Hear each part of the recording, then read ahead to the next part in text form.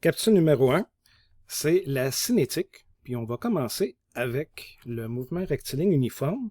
Ce qu'on veut dire par là, c'est qu'on s'en va en ligne droite, on ne tourne pas. C'est vraiment rectiligne. Uniforme, on veut dire par là que la vitesse est constante. Il n'y a pas d'accélération. On va rajouter ces choses-là un petit peu plus tard. Donc, quand on parle de vitesse, on peut dire, si je prends 60 km/h, dans le langage, on va dire 60 km/h, mais en vérité, ce qu'on veut dire, c'est 60 km/h. Donc, on a vraiment ici des unités de distance divisées par des unités de temps. On travaille généralement en ingénierie avec des mètres et des secondes. Les unités là, dans le système métrique, c'est des kilogrammes, des mètres et des secondes. Donc, souvent, on va avoir à faire des petites transformations, transformer des kilomètres en mètres et des heures en secondes. Bon, des kilomètres, on sait qu'il y a exactement 1000 mètres à l'intérieur d'un kilomètre. Et il y a 60 minutes dans une heure, puis il y a 60 secondes dans une minute. Donc ça, je ne fais pas la démonstration, on va la faire en classe. Je vais vous faire transformer, convertir là, des unités comme ça. OK, dans le dessin qu'on voit en bas ici, on a vraiment une voiture qui se déplace. Puis ce qu'on a fait, c'est une petite expérience. La voiture s'en vient avec une vitesse constante. Puis sur le bord de la route, on a mis des mesures, quelque chose là, pour mesurer la distance. Puis à la position 0, on démarre le chronomètre. Et puis à chaque seconde, on va regarder à quelle distance on est rendu à partir de la position 0 comme ça. Et ça va nous permettre de déterminer c'est quoi la vitesse du véhicule. On va être capable de trouver en une seconde quelle distance on a parcouru. Là, comme si vous voyez ici, on a de 0 à 25 mètres, c'est 25 mètres. De 25 à 50, c'est encore 25. De 50 à 65, à 75, c'est encore 25. Donc, on a une vitesse constante. À chaque seconde, c'est la même distance qu'on parcourt. Donc, on a une vitesse de 25 mètres par seconde. Essayez de faire le petit calcul pour savoir c'est quoi la vitesse en kilomètres-heure. OK. Prochaine diapositive.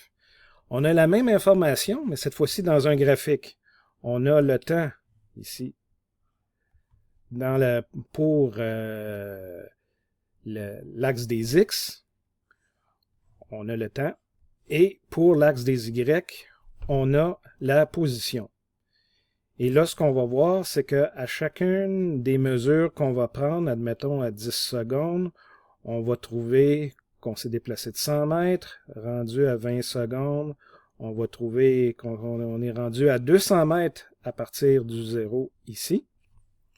Et ça va nous donner une droite.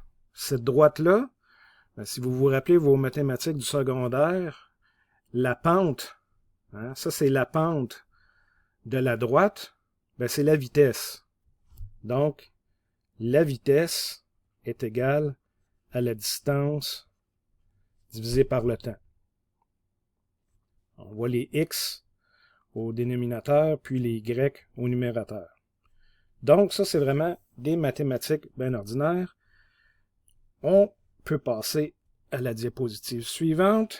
Si à la place, on avait un graphique en fonction du temps, si on a le temps dans l'axe des X, puis la vitesse pour l'axe des Y, on va voir qu'on a toujours une vitesse constante. Donc, sur ce type de graphique-là, la pente de la droite, si la droite est horizontale, c'est une pente 0. Parce que l'accélération, c'est égal à la vitesse divisée par le temps. Donc, c'est quoi la pente? Si la vitesse est toujours constante, on va avoir une accélération qui est égale à 0. Parce qu'en fait, ici, là, vous allez me dire, ouais, mais ma vitesse n'est pas égale à 0. Mais ce qu'on veut dire ici, en fait, si vous vous rappelez vos mathématiques de la pente, m, c'était égal à delta y sur delta x. Donc, c'est la variation divisé par la variation. Donc, la variation de y, hein, la variation de vitesse, si on fait la variation, si on prend cette vitesse-là, moins la vitesse originale, ben c'est la même valeur, donc c'est pour ça que ça nous donne 0. Donc, on comprend un petit peu comment les graphiques fonctionnent. On peut continuer à augmenter un peu la complexité ici. J'ai le temps, encore une fois, pour l'axe des X. J'ai aussi maintenant la position. C'est plus la vitesse. Là, si j'avais eu la vitesse, ça m'aurait donné une ligne oblique, mais une ligne droite pour une accélération constante. Mais là, vu que j'ai une accélération et que c'est pas la vitesse que j'utilise, c'est vraiment la position, vous allez voir que c'est comme la forme d'une parabole. Hein. Si je continuais ici la courbe, on verrait que ça a la forme d'une parabole. Donc, on est rendu avec une équation là, du second degré. De mémoire, moi je sais que l'accélération c'est égal à 1/2, ou plutôt la distance parcourue, c'est égal à 1/2 fois l'accélération fois le temps au carré. Donc vous voyez là, l'axe des x au carré, bon, on a le temps au carré ici. Et avec une accélération constante, plus le temps va passer, plus la distance va augmenter, mais elle va augmenter de plus en plus vite. Hein, si je regarde ici, pour un mouvement rectiligne uniforme, mais accéléré cette fois-ci, la vitesse est plus constante. Vous voyez à position 0, ben, après une seconde, j'ai parcouru 2 mètres. Après 2 secondes, je suis rendu à 8 mètres à partir du départ. À la 3e seconde, je suis rendu à 18 mètres. Donc, la distance, elle augmente au carré en fonction du temps. Ça, c'est vraiment le mouvement accéléré ici. Je vous l'avais dit tantôt, si j'avais le temps ici et la vitesse là, avec une accélération, ben la pente de ma droite, c'est vraiment l'accélération. Qu'est-ce que ce graphique-là veut dire? Ben, la pente, elle est tout simplement négative. Hein, mon accélération est négative.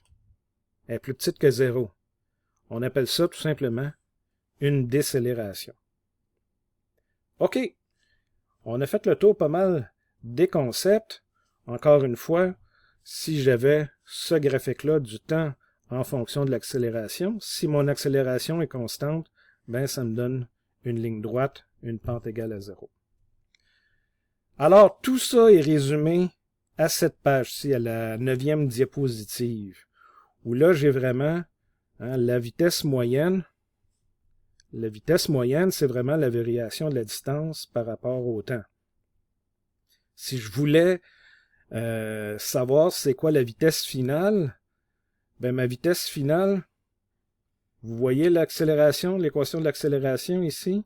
Si j'envoie le delta t avec le a, ben vous allez avoir ça ici.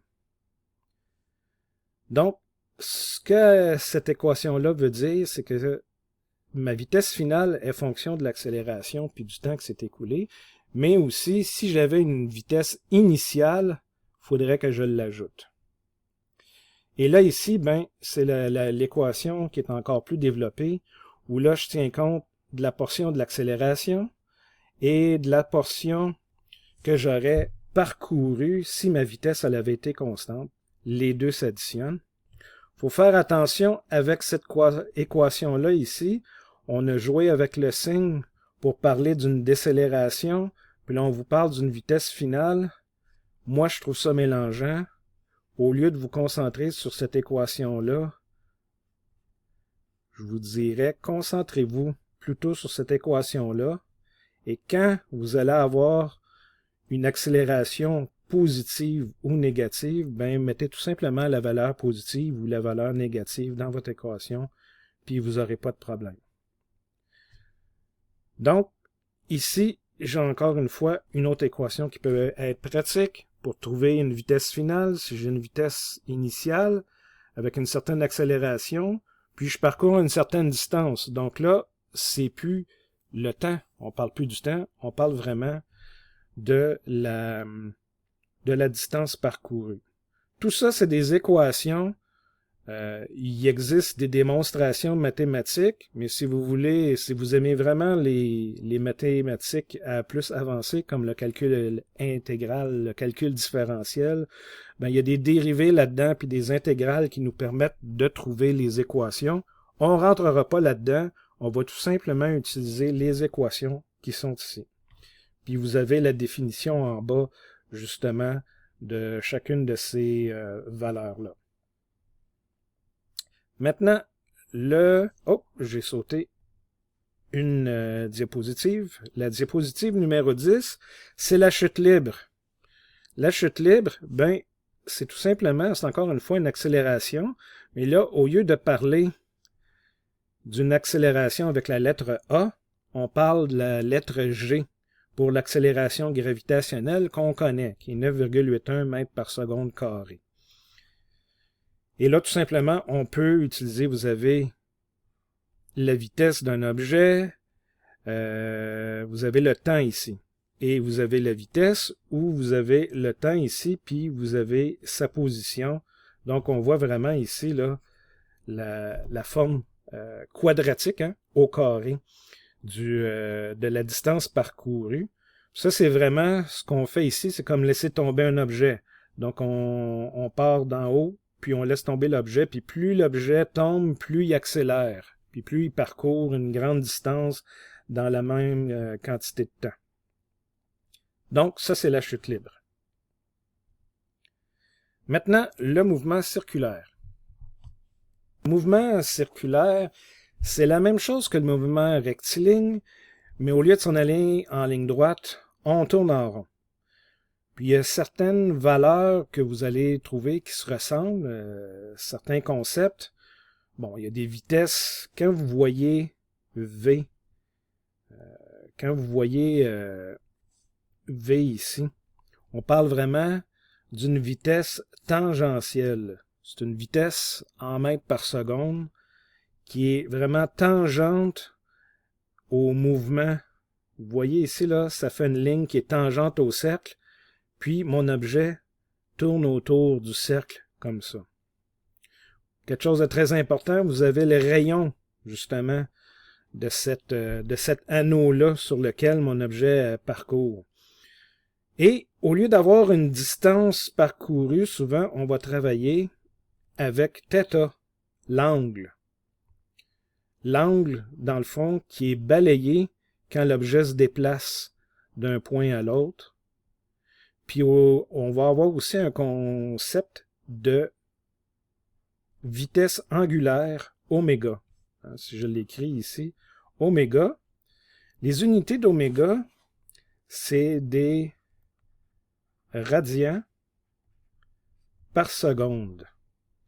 Les radians, c'est une mesure d'angle. Au lieu d'utiliser des degrés, on utilise des radians. Bon, je ne rentre pas dans les détails, mais les équations fonctionnent si on utilise des radians au lieu des degrés. Puis pour savoir c'est quoi un radian, ben, si vous avez un cercle qui est centré comme ça sur un graphique, ben, à 0 radian, on a 0 degré, on n'a rien balayé, on a un angle de 0. Donc 0, 0, c'est 0 partout. Si je tourne, je fais un quart de cercle, puis je me retrouve ici en haut, j'ai fait un angle droit dans le fond. Ben, un quart de tour, ou un angle de 90 degrés, c'est pi sur 2 radians. Donc, pi sur 2 radians, si vous faites la conversion sur votre calculatrice, vous allez voir que c'est égal à 90 degrés. On continue. Une fois qu'on a fait un demi-cercle, 180 degrés, bien, la valeur de l'angle en radians, c'est pi. Donc, pi en radians, c'est égal à 180 degrés.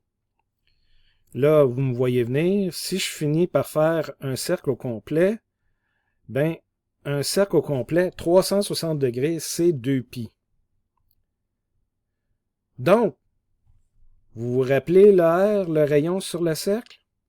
C'est quoi le chemin parcouru? Hein? Si je comptais la distance en mètres en faisant le tour, en faisant la circonférence comme ça, c'est quoi l'équation?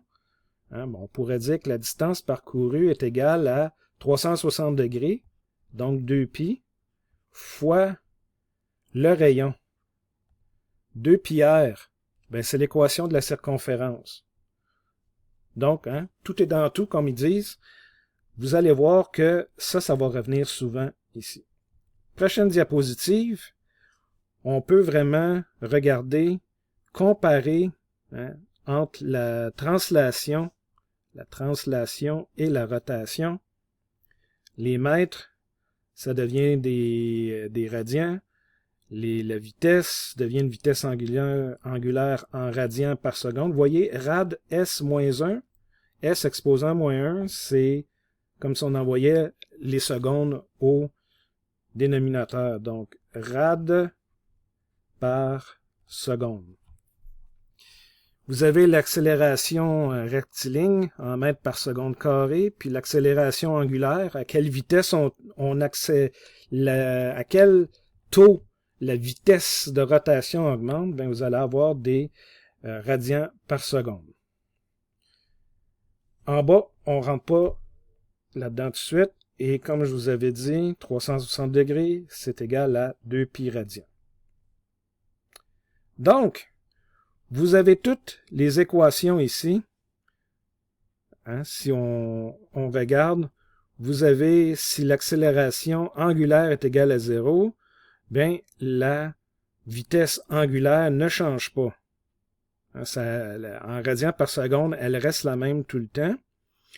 Et si vous voulez mesurer quel taux l'angle augmente, ben c'est tout simplement, c'est comme la distance parcourue, mais on parle d'angle à la place d'une distance rectiligne.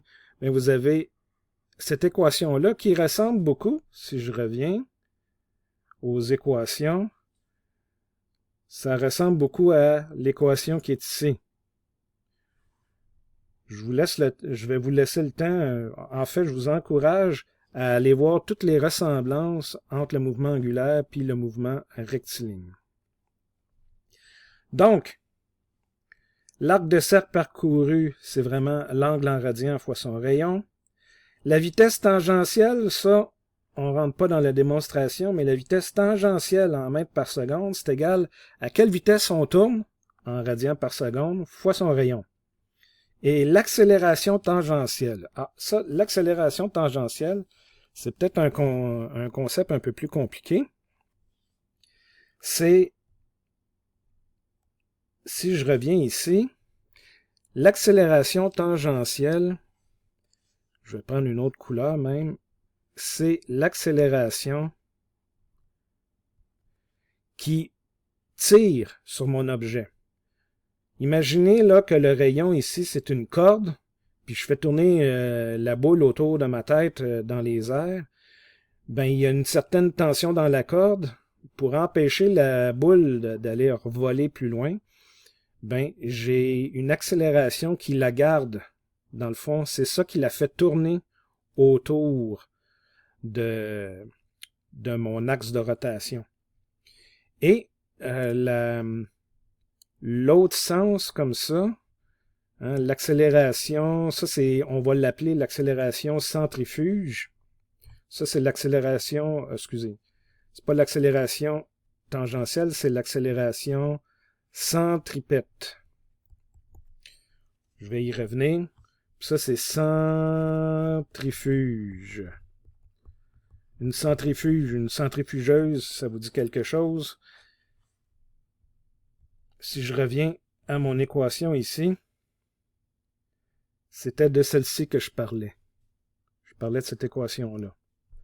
L'accélération centripète, c'est égal à la vitesse à laquelle je tourne fois la vitesse angulaire au carré fois le rayon. Et si j'utilise cette équation-là ici, je peux venir remplacer et mettre ma vitesse tangentielle pour avoir mon accélération centripète. Donc, c'est normal, plus ma vitesse augmente, plus l'accélération centripète va augmenter. Donc, plus ça tourne vite, plus ça tire fort sur la corde, c'est normal. Et bien sûr, plus mon rayon diminue, c'est comme une courbe serrée, hein? Une courbe qui est très grande, on sent pas beaucoup l'accélération centrifuge en voiture, mais si on tourne très serré, on va la sentir plus. Ensuite, on va souvent parler de RPM, de rotation par minute. Hein, si je RPM, ceux qui ont des voitures, hein, il y a souvent un cadran qui vous donne c'est quoi les RPM, les rotations par minute de votre moteur. Ça vous donne la vitesse à laquelle ça tourne. Mais les RPM, c'est vraiment des rotations par minute. Donc, si on veut avoir une vitesse angulaire qui est en radians par seconde, il faut faire une conversion. Bien, vous la voyez ici, la conversion. Ça nous permet là, de passer de RPM à radians par seconde. On va faire des exercices là-dessus. Et bien sûr, à gauche, vous avez toutes les mêmes équations qui ressemblent beaucoup au mouvement circulaire uniforme. Finalement, une autre sorte de mouvement qui est beaucoup plus petit, beaucoup plus lent, c'est ce qu'on appelle la dilatation thermique. Hein, quand on chauffe quelque chose, ça prend de l'expansion thermique, ça devient plus gros, ça s'allonge. Une barre de métal qui est très froide, si on la chauffe, elle va mesurer, elle va avoir une mesure un petit peu plus longue après un certain temps. Bien, l'équation pour calculer ça, c'est celle-ci. Ça, ce qu'on a au début, delta L, c'est la variation de longueur. La variation de longueur d'un objet est fonction de sa longueur initiale. Une longue tige, comme un rail de chemin de fer, quand ça se réchauffe l'été, bien, ça va s'allonger beaucoup plus. Ça va être beaucoup plus facile de mesurer une variation, hein, une variation de longueur, puisque le rail est déjà très long. Je pense qu'un rail mesure 16 pieds de long. Je suis pas très sûr, mais c'est quand même beaucoup plus long que si j'avais une petite tige de métal de 5 cm de long. Si on la chauffe à la même température, ça va nous prendre un objet un peu plus précis pour être capable de mesurer l'allongement total que la tige va subir. Les autres valeurs, c'est quoi? Bien, alpha, c'est le coefficient de dilatation linéaire en Kelvin. C'est un coefficient qui est propre à chacun des matériaux. Vous allez en avoir un pour l'aluminium, un pour l'acier, un pour le bois, un pour le marbre, un pour le plastique, même en fonction du plastique, du type de plastique, son coefficient va être différent. L0, on l'avait dit, c'est la longueur initiale en mètres. Et delta T, ça ici, c'est assez spécial. On vous dit que c'est la variation de température en Kelvin ou en degrés Celsius.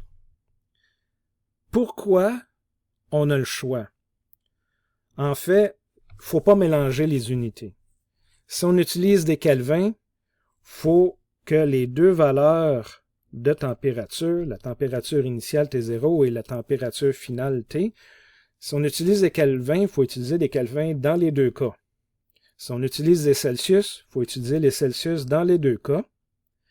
Mais ça va donner exactement le même delta T qu'on utilise des Kelvins ou des Celsius. Pourquoi? Ça, je vous laisse le vérifier par vous-même, puis on va en discuter en classe. Finalement, la dernière diapositive, j'ai sorti de Wikipédia quelques coefficients de dilatation. Regardez les unités. Hein? On a fois 10 à la moins 6, fois 10 à la moins 6, fois 10 à la moins 6. Ça veut dire que faut chauffer beaucoup pour voir un petit déplacement, un petit allongement. Donc, on parle vraiment, on va parler de micromètres ou de nanomètres. On ne parlera pas là, de centimètres là, d'allongement, à moins que l'objet qu'on réchauffe soit de très, très grande dimension. Donc, c'est une première capsule assez longue et je suis passé très rapidement à travers les concepts, mais je vous encourage à la réécouter, à mettre sur pause, à ralentir ou accélérer, à faire des exercices pour tester les équations. De toute façon, on va faire des exercices en classe.